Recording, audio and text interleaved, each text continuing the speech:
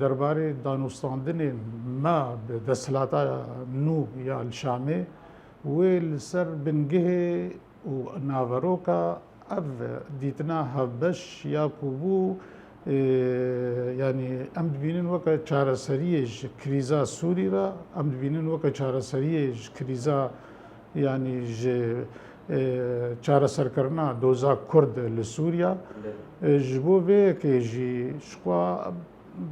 bingehê wê em dixwazin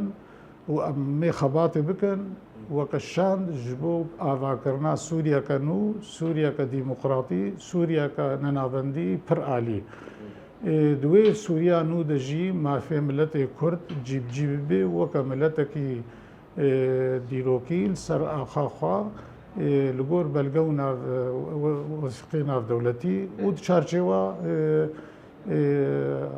yani serweriya Sûrî de. Ji bo vê yekê jî yani tiştekî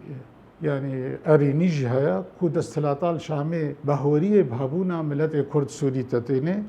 ji bo vê yekê danûstandinê me di pêşerojê de wê rehet bin.